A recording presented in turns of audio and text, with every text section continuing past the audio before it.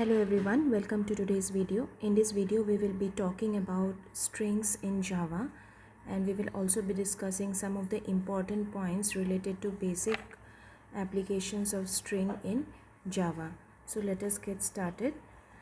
So talking about the first point that we have to remember is string is basically a non-primitive data type. So when we were doing our data types in Java in our previous videos, so we have discussed about the primitive data type and non-primitive data type. Now primitive data type, they are 8 in number, and basically this primitive data types, they specifies the size and type of the variable values, and it has no additional methods. So we have 8 different types of primitive data types. So they are byte, short, integer, long, float, double, boolean, and character. And these, apart from these, whatever we are using, making a combination of this or making use of all these primitive data types, they are known as non-primitive data type, and string is also one of the non-primitive data types. So some examples of non-primitive data types we have, apart from string, are arrays, classes, interfaces, etc. So we have already been working with arrays, classes, and interfaces. So they all belong to the non-primitive category because they are called non-primitive because these non-primitive data types or non-primitive types are created by the programmer, and it is not defined by Java. Whatever is defined or already has a value is basically the primitive data type. Okay. Then they are also used to call methods to perform certain operations. Okay.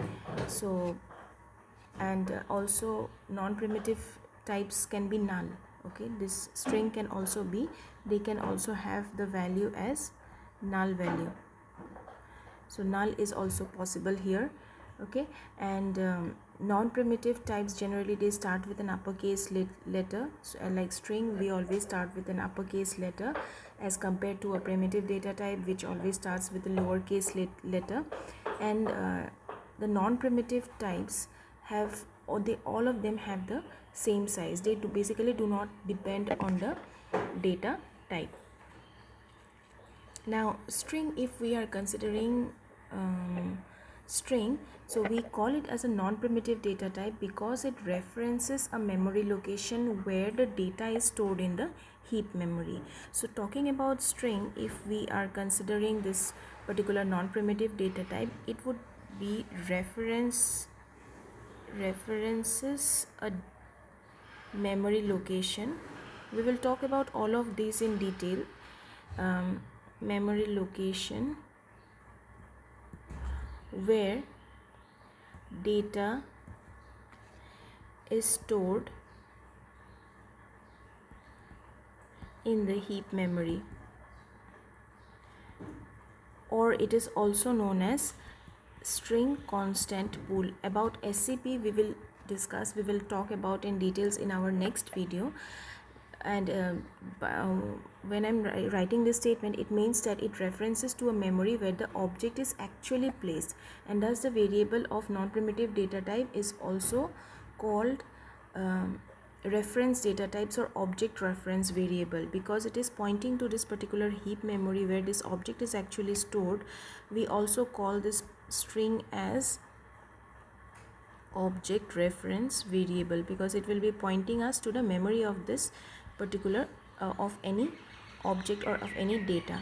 So object reference variable, or we can also call it as reference data type.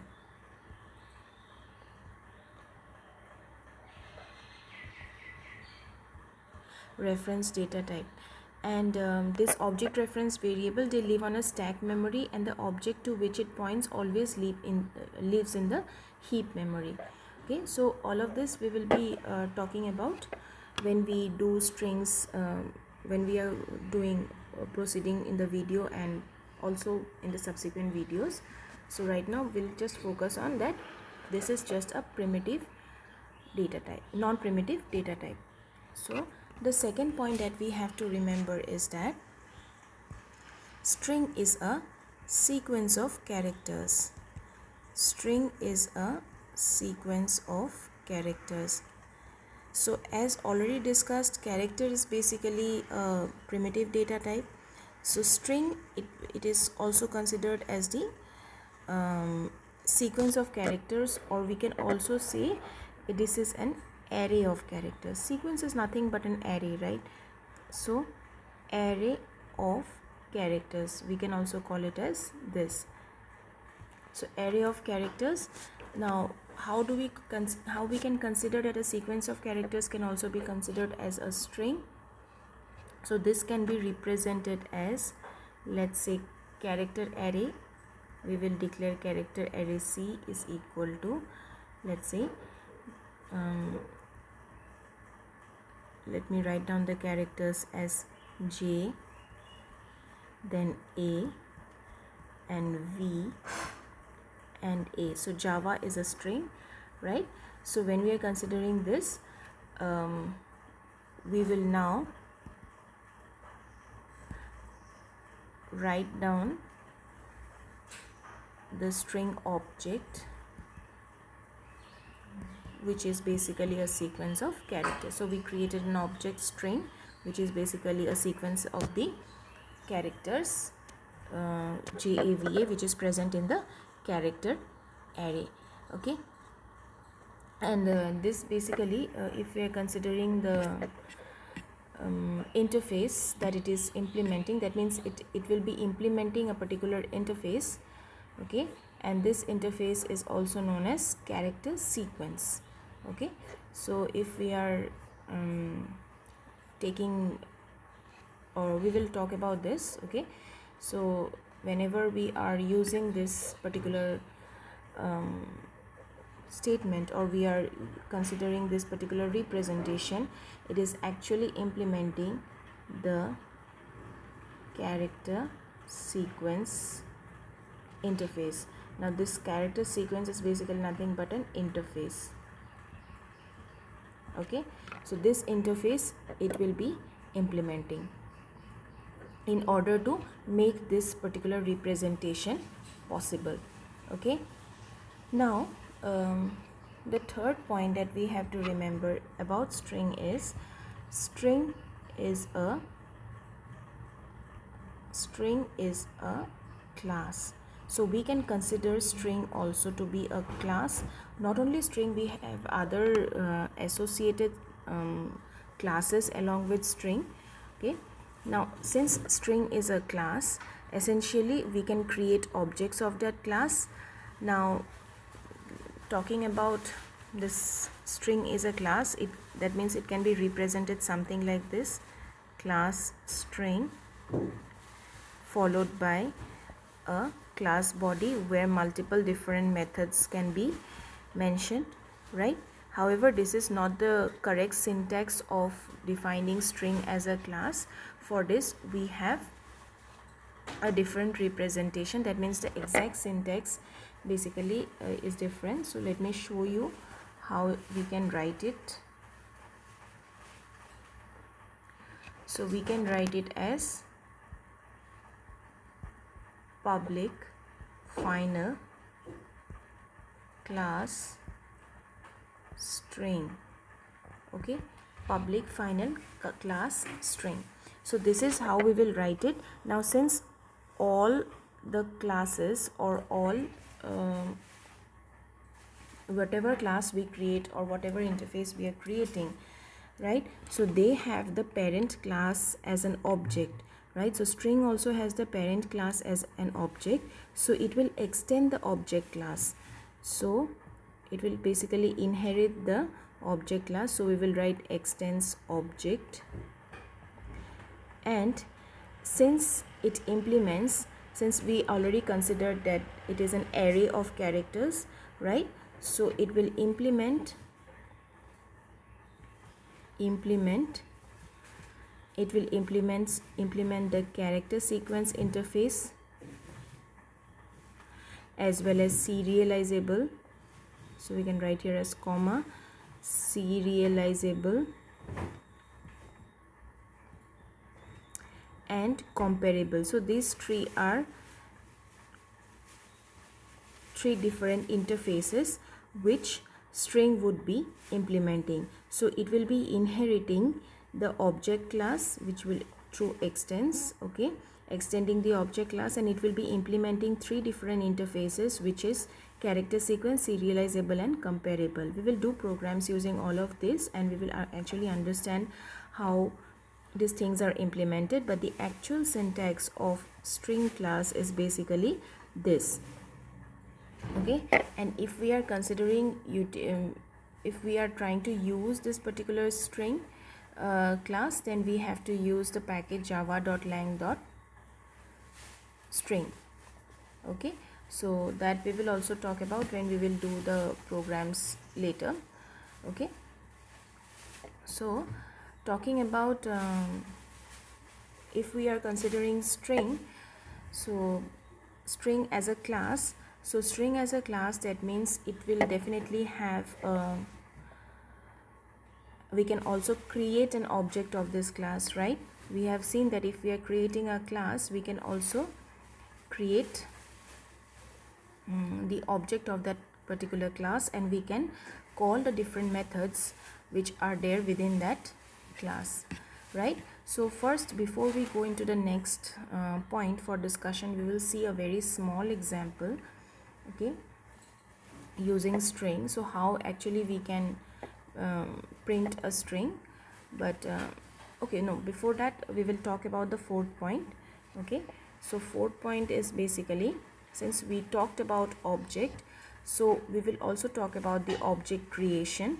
So the fourth point that we have to remember is, if we are creating an object, string object, so this is how the string object of the string class could be created. Okay, now we have to understand that whenever we are considering the string object, this object is not a very ordinary object or not a very common object which we have been creating. This object is basically an immutable object. Okay, so when we are talking about object of the string class, we have to understand that we are actually creating a that particular string object is basically an immutable object.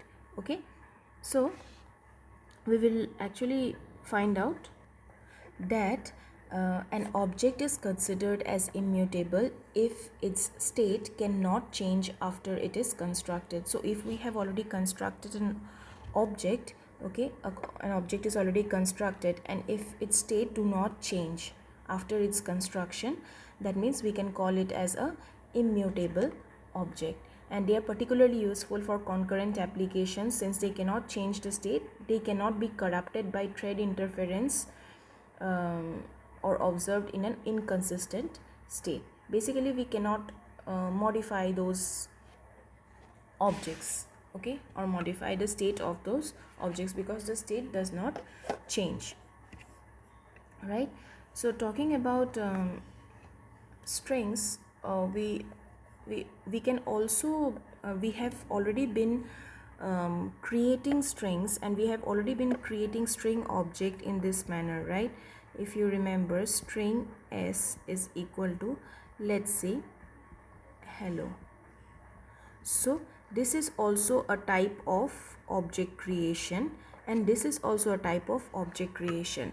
Now what are the differences between these two object creation, that we will be talking about deeply in our next video, but we have to understand that both these two representations of creating the object, they are not the same.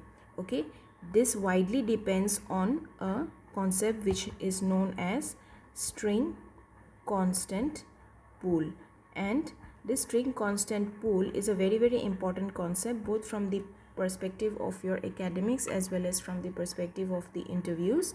So we will talk about this again deeply in our subsequent videos, but today we just have to understand that these two are the representations for the creation of string objects, and this is very commonly used. We have already been using this, okay, but both these representations are not same because they are dependent on a concept which is known as string constant pull.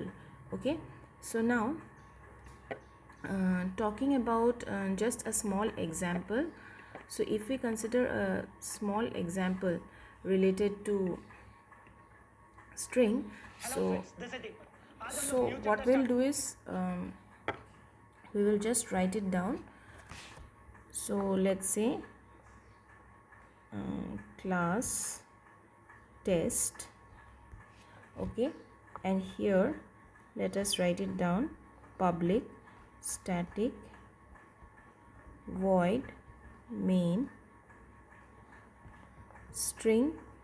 Here I am using it as an array, okay, arguments. So we have already been doing this, I mean using the keyword as well as this data type since a number of programs now, but still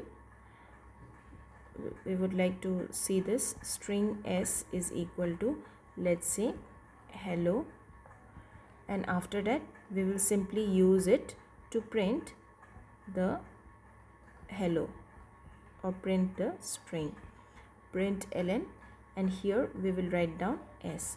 So in this way I will be able to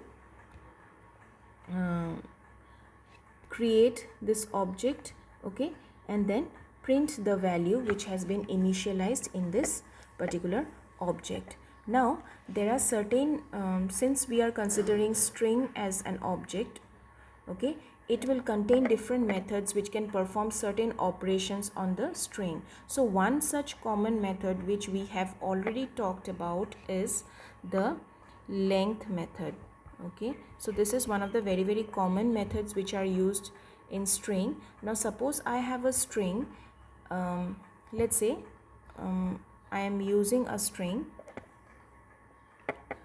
which is let's say A, B and C. So ABC is basically a string. Now if I want to print the length of this string, that means how many characters does this string has, then I have to use, so if I'm using, let's say, string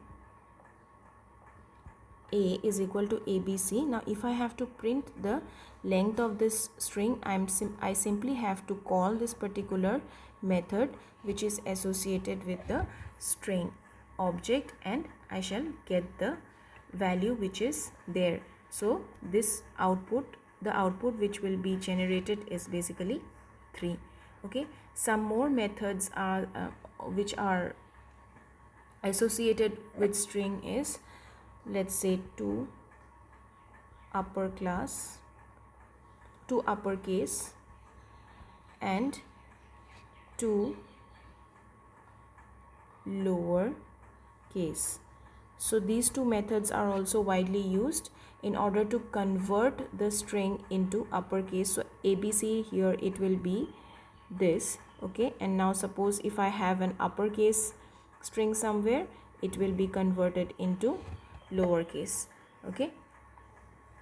Now there is another method which is known as, so these are certain methods that we are discussing. There is another method which is known as index of method, okay. So index of, so this particular method is capable of returning the index or the position of the first occurrence of a specified text in the string, which might include a white space as well, okay. So by this I mean to say that suppose I have a string like this. Let's say A is equal to I am Java, okay. So this is the string which I have, right? And if I now want to find out where is the index position, okay, where is the index position of the word am, or let's say of the word Java, in which position is it there. So here I have to mention that, or here I have to write this particular or print this particular value, which is index of, and here let me write it down as Java. So it will be basically returning me with the index position of Java along with the white space. Okay, so here the value which would be returned would be 5, because it will also calculate the white space. So it is 1, 2, 3, 4 and 5. So after the fifth position or fifth index location, the Java is there. So hence it will return me with the first occurrence of the specified text, which is Java, and it will include the white space. Okay, so again there is one more operator that we have used, which is the plus operator with string. So this plus operator is nothing but it is a concatenation or concatenating operator. So if we are using plus with it with string, let's say I am having A is equal to hello, okay, B is equal to world, and in this case if I am writing system.out.println A plus I want to include a space and then B, so this will give me the output as hello and concatenate a space and then world along with concatenating the second string. So this is used for string concatenation. And then we also have the concat method, okay, in order to concatenate the two strings. So instead of using the operator, I can also use the concat method in order to concatenate two strings, and it actually works similarly in a similar way as your plus operator, right? So and there are other such things which are associated with string, like the escape sequences. Okay, for example, \n it gives a new line, \r it gives a carriage return, \t it gives a tab, \b it will give a backspace, \f it gives a form free.